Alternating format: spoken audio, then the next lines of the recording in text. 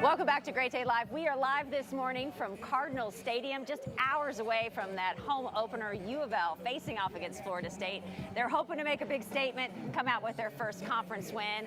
Look who joined us, right? We got WHAS's Kent Spencer on Great Day Live. Look, when you have a magnificent day like this, you got to come out to the stadium. You were just can't watch it dying on to get TV out at here. home. This beautiful weather and this be your office, right? No. I feel like, do you feel it too? Do you feel like there's just like so much excitement in the community around this home opener? I think there is, and the biggest reason for that is what happened last week down in Orlando at UCF.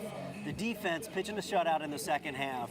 You know, I think, after that Syracuse game, there was some wind out of the sails a little bit. Well, I think that wind got put back into the sails last week. There was a massive win, and it really kind of sets the stage for what we're going to see tonight. Yeah, and what do you think about the whole season now going in?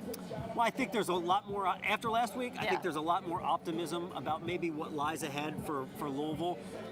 Look, it's been a roller coaster ride for the first 2 weeks. So this team is a little bit of Dr. Jekyll. But isn't it always and a roller Mr. Hyde. coaster the first couple of weeks? Like, people, I think, always set these expectations that they're expecting something. It's like, okay, let's get in, let's get our sea legs. And you're right, because let's be honest. There's not a coach out there that doesn't build up their program throughout the offseason heading into a season, and you really don't know what to expect until they start playing games. I think Syracuse actually shocked this team, but I think that their performance last week at UCF got them going in a positive direction. I think for the first time in probably a couple years, I think this defense is playing with more confidence than they've ever had. Malik Cunningham, Scott Satterfield has kind of mentioned, look, we're going to just have to let him go do his thing. Because let's be honest, Claudia. Yeah.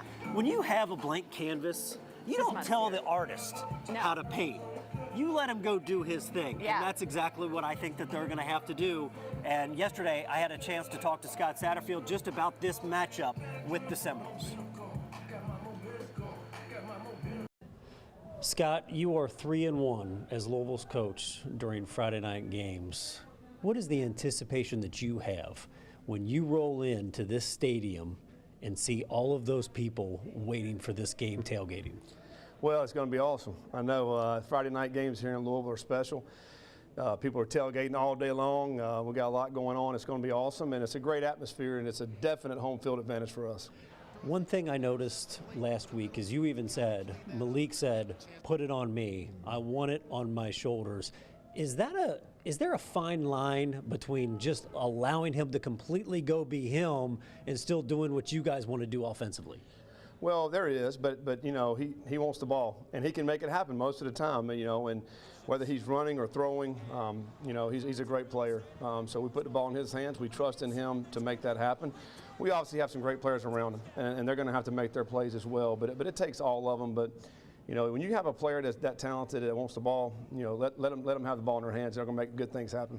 So far in the first two games, Tyon Evans, Tyler Hudson have been really producing for you guys, but I know you guys want to spread the ball around. How much does that open it up for everybody if that's able to happen? Yeah, we need to do that. We have a lot of playmakers. We have, just so they can't key on one person or two different players. We got to spread the ball around. Malik's got to do a good job of doing that. Starts up front with the protection, and then let's spread that ball around. Let these guys make plays. How much confidence does your defense have after pitching a shutout last week in the second half at UCF? That was great for them and needed that. One of the best performances we've had since we've been here defensively. It's got to give them a great deal of confidence. Now we have another great challenge with Florida State coming in here. We know Jordan Travis at quarterback, some of their playmakers they have. So it's going to be imperative that we play the same way. We tackle well, we run to the ball, stay on top, and play with great energy. Florida State got a very close win in their opener against LSU. What have you seen from them? Yeah, I mean, they're a well-coached football team, defensively outstanding. Their defensive line, their linebackers are the strength of their defense, put a lot of pressure on the offenses there. Again, their offense is talented. Jordan Travis is really comfortable now in this offense, year 3 with Mike Norvell. We got some good transfers in there. Offensive line's a year more experience. So they're a solid football team. They got a lot of confidence sitting here at 2-0 with the big win over LSU. Week 3, I know the first 2 weeks has been a roller coaster for you guys. What do you expect out of your group? Well, just a group that's going to come out there and play a lot of energy. We got to do a great job of being a disciplined football team the first 2 weeks. Not as disciplined as we'd like with the penalties, the turnovers. We got to be more disciplined, but we're going to play a lot of energy. We're going to play hard, physical game. We're going to feed off this crowd we're going to have out here, and it's going to be an awesome atmosphere, and go get this win. All right, so what do you think is the biggest key to tonight? I think in all football games, the game is always won in the trenches, but I think it's even more so tonight. Florida State is stout up front on both sides of the ball. And one thing that Louisville fans are going to want to watch out for is the Seminoles quarterback, Jordan Travis. You know, he was actually on the 2018 Louisville football team under Bobby Petrino. Yeah. Ends up transferring, you know, to Florida State. He's playing his best football right now. They've got some weapons to go with him. I mean, Florida State, the last couple of years, they've struggled. They look better. I think we're going to find that out tonight. Well, let's talk about the Friday night game. I feel like there's a lot, you know, of odds in U of L's favor. I mean, make your prediction tonight. Yeah, Friday night under the lights. Look, Louisville's won 2 straight in this series. They've never won 3 in a row against the Seminoles. I predict they get that tonight. It's a Friday night game. Yeah. You know, there's probably going to be a moonshining or something like that. I Crazy hear it's a things full always moon, happen too. in Yeah. Cardinal Stadium on Friday night games. I do think it's a one-score game, and it's going to go either way, but I do think the Cards come out with a win.